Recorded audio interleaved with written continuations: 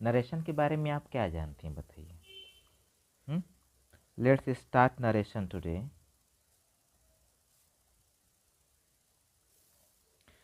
Narration means क्या होता है? चुगली करना। In the English, narration is also known as a back biting. Back means पीछे से, और बाइटिंग मतलब काट लेना, कैसे? कुत्ता जैसे। ठीक। तो आपने देखा होगा कि समाज में ऐसे ही लोग रहते हैं जो पीछे से, आगे से नहीं काटते हैं, पीछे से काटते हैं, है ना? तो उसको कहते हैं चुगली करना। और जैसे समाज के अंदर देखिए, जब हम लोग कुछ भी पढ़ते हैं ना, तो उसको पढ़ने से पहले हम लोगों को क्या करना चाहिए? चीज़ों को अपने जीवन लाइफ से रिलेट करके पढ़ना चाहिए। चाहे कुछ भी हम पढ़ें तो अपने दैनिक जीवन से जोड़ के पढ़ना चाहिए। नरेशन पढ़ रहे हैं, दैट मीन्स कि first of all we have to think that where we can implement this narration in the real life. अपने दैनिक जीवन में हम नरेशन का उपयोग कहाँ कर सकते हैं? Means just we have not to think about that कि we are studying the narration only for the education, but we have to think that for the implementation in our life also we have to study the narration. Narration को हमको अपने जीवन life में implementation कहाँ पे करेंगे वो भी समझना है। तो देखिए, समाज के अंदर, सोसाइटी के अंदर ऐसे बहुत से लोग मिल जाते हैं जो चार लोग होते हैं, है ना? और उन चार लोगों को कहते हैं चुगला, और वो करते हैं चुगलाई। तो मतलब कि जैसे इसमें क्या होता है कि this narration is also divided into two part. The major part of the narration is direct speech and indirect speech. This two part is the part of narration. So direct क्या होता है और इनडायरेक्ट क्या होता है, ये भी समझेंगे कि डायरेक्ट किसे कहते हैं और इनडायरेक्ट किसे कहते हैं। लेकिन इसको समझने से पहले हम एक और चीज़ समझ लेते हैं कि जैसे ये हैं मिस्टर ए, ठीक, और यहाँ पर हैं मिस्टर बी। तो मिस्टर ए ने मिस्टर बी से कुछ कहा। ये मिस्टर ए हैं, ये भी सोसाइटी मेंबर्स हैं, ये भी सोसाइटी मेंबर्स हैं। इनको क्या पता था कि ये जैसे ही बातें इनको बताएंगे और किसी और को जाकर वो बातें बता देंगे। ठीक है, तो जब ये किसी और को बातें बताएंगे वही क्या कहलाएगा? बैक बाइटिंग कहलाएगा, है ना? तो देखिए, अब इन्होंने क्या किया कि मिस्टर ए ने मिस्टर बी से कुछ बातें कही। क्या कही है? तो जैसे मान लीजिए कि इन्होंने कहा था कि I am going to Delhi. उन्होंने मिस्टर ए से कहा था I am going to Delhi, because you know that कि this is the statement of mister A. ये क्या है? ये मिस्टर ए का स्टेटमेंट है। अब इसको हमने क्या कर दिया है? कोटेशन में कर दिया, दोनों तरफ से कोट लगा दिया है। अब कोटेशन का मतलब ये है कि दैट कांट बी चेंज, ये चेंज नहीं हो सकता है, because this is the exact word of the speaker, and speaker is mister A. He is a listener and he Mr. B can be the object। ये object हो सकते हैं। अब देखो, एक चीज़ होता है कि जैसे ऑब्जेक्ट क्या होता है, तो यहाँ पर मैं एक लिख देता हूँ कि जैसे सब्जेक्ट होता है, उसके बाद वर्ब होता है, और उसके बाद इधर आ जाता है रिसीवर। अब रिसीवर को ही क्या कहते हैं? ऑब्जेक्ट कहते हैं। ये एक फॉर्मूला है विच इज जनरेटेड बाय मी, जो कि मेरे द्वारा इसको जनरेट किया गया है।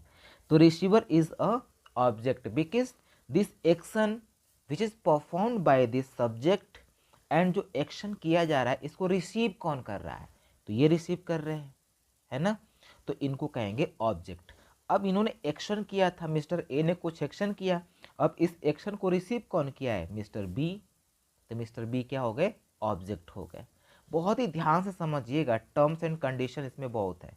स्टार्टिंग के अगर आप समझ लिए तो उसके बाद तो अंत इसका बहुत मज़े में होगा, लेकिन अगर स्टार्टिंग ही समझ में नहीं आएगा तो फिर अंत तो बहुत बुरा होगा इसका, है ना? तो देखिए, अब यहाँ पर क्या कह रहा है कि मिस्टर ए ने इनसे क्या कहा था कि I am going to Delhi, मतलब मैं दिल्ली जा रहा हूँ।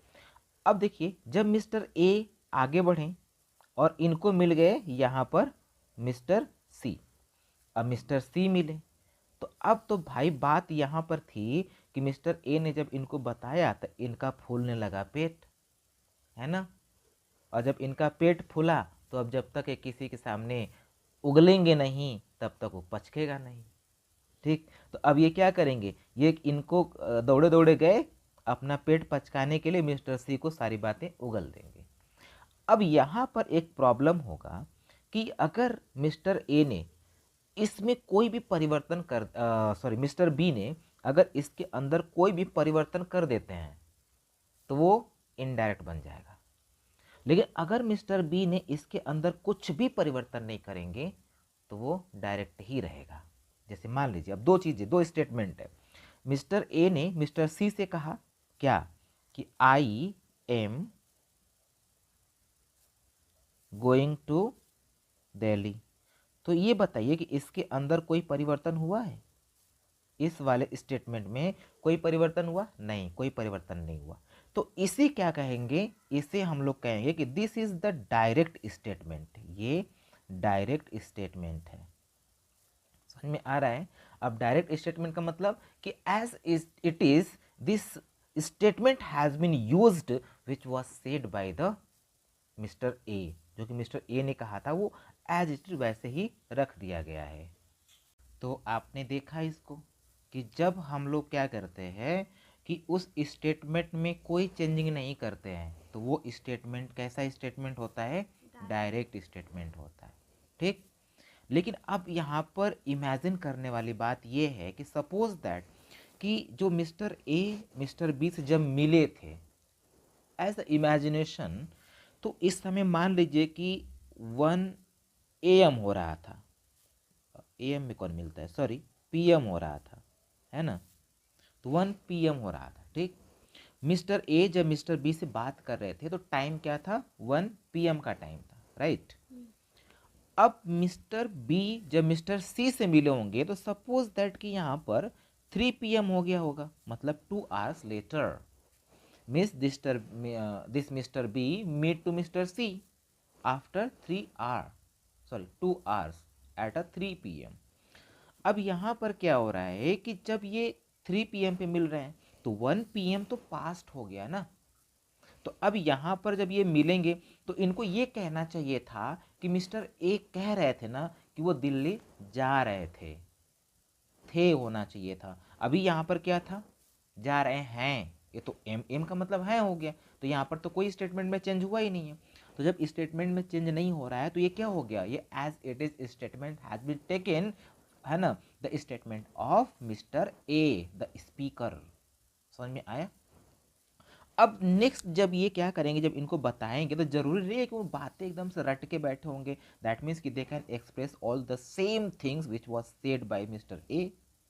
जब यहाँ पर आएंगे तो उन्होंने क्या कहा? मिस्टर सी को ये कह सकते हैं कि मिस्टर ए ने मिस्टर बी से कहा था, क्या कहा था कि ही, अब वो जा रहे थे तो वॉज गोइंग टू दिल्ली। तो ये स्टेट, अब देखिए जैसे ही स्टेटमेंट में थोड़ा बहुत चेंजिंग होगा तो ये जो डबल इन्वर्टेड कॉमा यहाँ पे लगा हुआ है ना, ये हट जाएगा। ठीक है, और अब ये स्टेटमेंट क्या कहलाएगा? ये कहलाएगा इनडायरेक्ट स्टेटमेंट कहलाएगा। इनडायरेक्ट स्पीच कह सकते हैं इसको। क्यों? Because there is some changes, है ना, in this statement, that is why it is known as direct speech, indirect speech. Is that clear?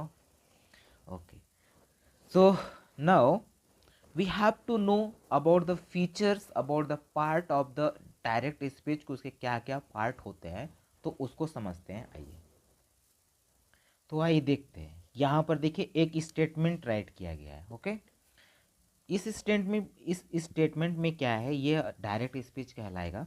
तो इस डायरेक्ट स्पीच में पहले ये देखते हैं कौन कौन सा पार्ट क्या है। List, first of all just you all will have to focus on this point. यहीं पे आपको ज़्यादा ध्यान देना है क्योंकि हम यहाँ पर वो टर्म्स बताने जा रहे हैं जहाँ से जब हम नरेशन स्टार्ट करेंगे ना, this is the introduction, it is not a narration. अभी तो मैं इंट्रोडक्शन कर रहे हैं, अभी हम नरेशन स्टार्ट भी नहीं किए, that how you will have to change direct narration into indirect. ये तो अभी एक इंट्रोडक्शन दे रहे हैं, उनसे आपको परिचय करा रहे हैं कि आखिर इसके अंदर होता क्या क्या चीज़ें हैं। ठीक है, तो यहाँ पर देखिए जो ये मिस्टर सोहन है, so this mister Sohan is a speaker. इन्हें क्या कहेंगे हम लोग, इसे कहेंगे कि ये स्पीकर है। स्पीकर का मतलब, अब स्पीकर का काम क्या होता है, स्पीकर का काम होता है बजना, है ना। तो ये मिस्टर ए जो मिस्टर सोहन है वो बजेंगे, बजेंगे तो आवाज़ निकलेगी। ठीक है, तो अब जब स्पीकर से जब कुछ बजता है तो हम लोग क्या करें, जैसे मोबाइल का स्पीकर बजता है तो हम लोग सुनते हैं, और हम लोग सुनते हैं तो फिर वही बतिया गुनगुनाते हैं, है ना। क्योंकि हम लोगों का तो पेटों में पचता नहीं है। जैसे मान लो कोई गाना चल रहा है तो गाना सुन लिए, अब गाने वाला तो कोई और है, और उसको सुन के हम लोग भी गुनगुनाते हैं, किसी और को सुनाते हैं, है ना। तो वही बतिया यहाँ पर भी चल रही है। तो इन्हें क्या कहेंगे, मिस्टर सोहन जो हैं वो क्या है, स्पीकर है। अब स्पीकर को एक और नाम से जान सकते हैं, because mister Sohan is a subject. ये टर्म्स आपको बहुत ध्यान देना है कि सब्जेक्ट क्या है, क्योंकि जब हम पढ़ाना शुरू करेंगे, जब हम चेंजिंग बताना शुरू करेंगे, तो वहाँ पर हम बस इतना ही बताएंगे कि first person is always be change according to the subject of reporting verb. तो आपको पता होना चाहिए कि सब्जेक्ट क्या है, रिपोर्टिंग वर्ब क्या है, ऑब्जेक्ट क्या है, यह ना, ये सारी चीज़ें आपको पता होना चाहिए। तो वही अभी हम लोग इसको इंट्रोड्यूस करने जा रहे हैं कि क्या क्या चीज़ें इसके अंदर है। अब देखिए यहाँ पर क्या है, said to, this is the second part, said to. अब सेट टू को क्या कहेंगे, this is known as a reporting verb. ये है रिपोर्टिंग वर्ब। ओके, अभी बताऊंगा रिपोर्टिंग वर्ब का काम क्या होता है। आगे देखते हैं, यहां पर एक है, ये क्या है, दिस इज अ ऑब्जेक्ट। एक यहां पर ऐसे लगा हुआ था, इसको क्या कहा जाता है, इसे कहते हैं कॉमा। कॉमा, ये देखिए, ये और एक ये यहां पर है, इन दोनों को क्या कहा जाता है, तो this all known as a inverted comma. Inverted comma, अब जैसा कि यहाँ पे दो इन्वर्टेड कॉमा लगा हुआ है तो आप इसे डबल इन्वर्टेड कॉमा भी कह सकते हैं। But remember one thing, that in the modern time only the single comma is used.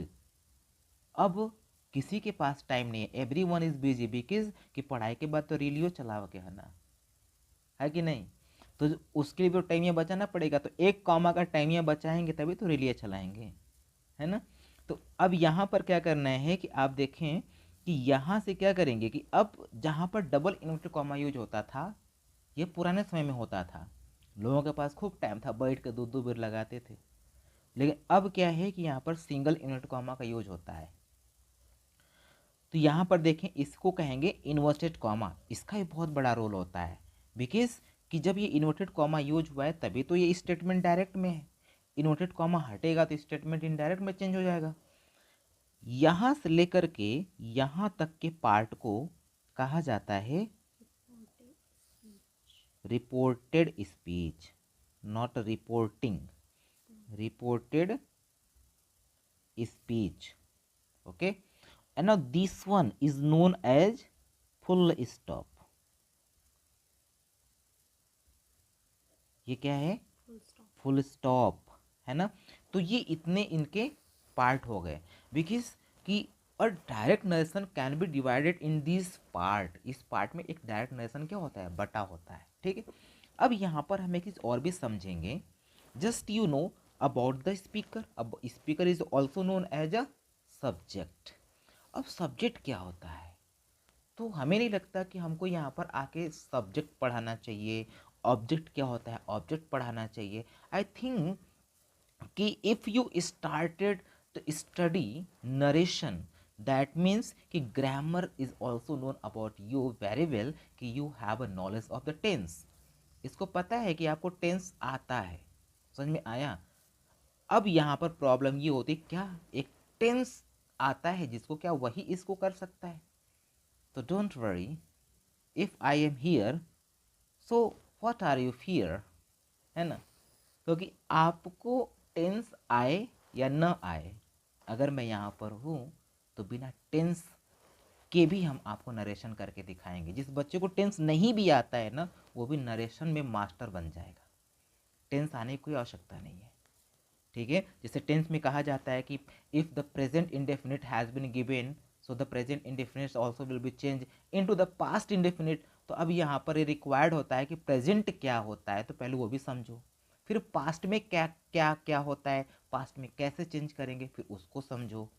लेकिन नहीं, अगर मैं यहाँ पर हूँ तो आपको ना प्रेजेंट समझना है ना पास्ट समझना है, ठीक है। बस जिस जिस चीज़ को मैं बताता जाऊँ बस आपको वही पकड़ना है, और बड़े से बड़े नरेशन को यूँ चुटकियों में सॉल्व करेंगे, ठीक है। आइए तो देखते हैं यहाँ पर क्या है, रिपोर्टिंग वर्ब। अब रिपोर्टिंग वर्ब क्या होता है?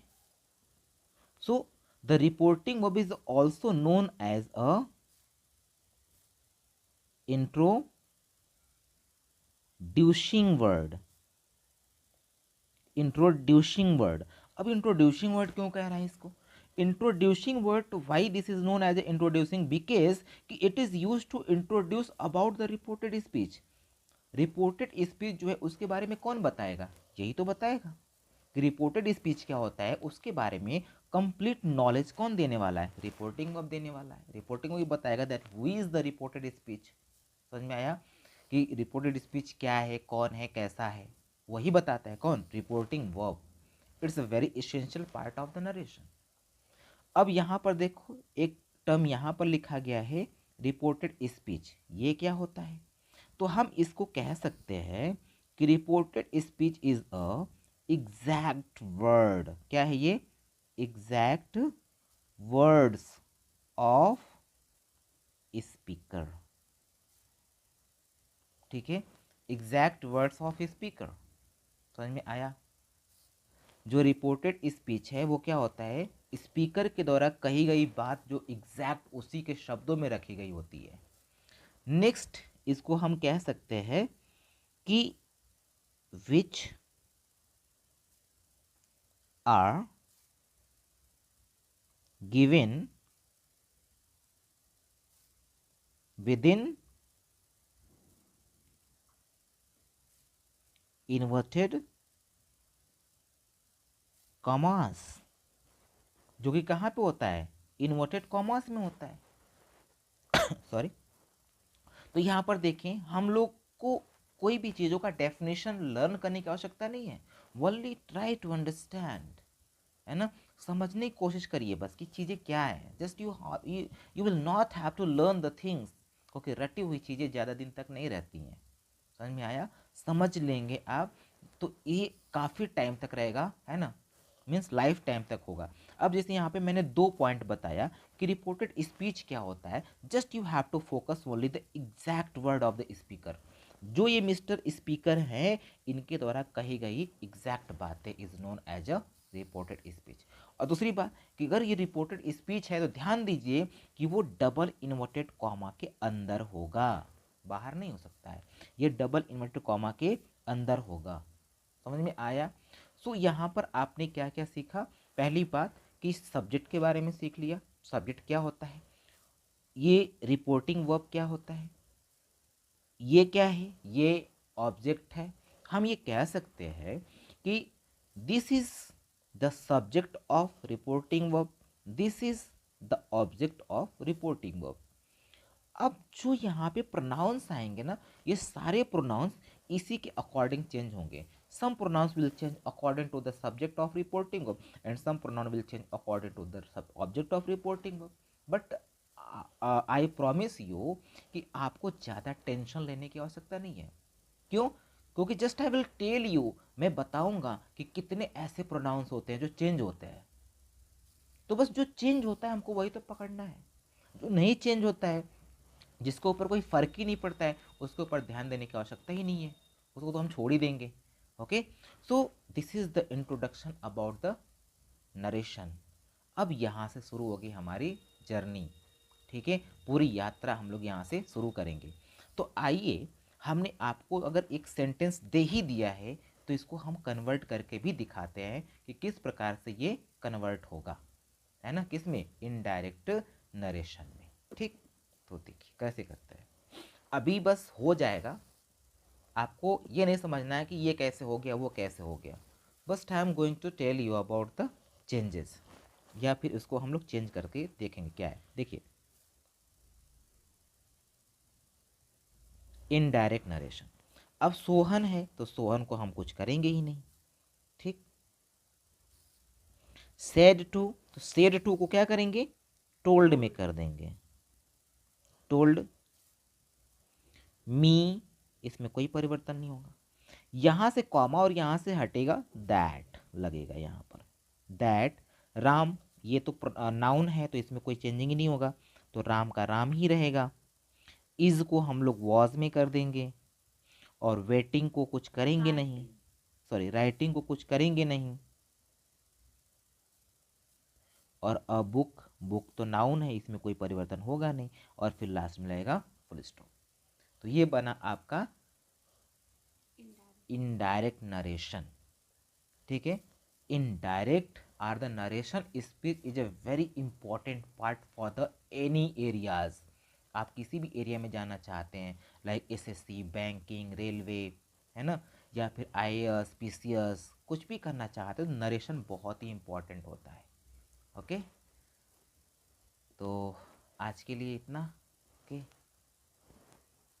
इंट्रोडक्शन के लास्ट पार्ट में हम आपको बता देते हैं, जैसे मैंने उस वक्त आपको बताया था सब्जेक्ट क्या होता है, रिपोर्टिंग वर्ब कहाँ पे होता है, ऑब्जेक्ट, ऑब्जेक्ट के बारे में चर्चा किया, रिपोर्टेड स्पीच के बारे में डिस्कशन किया।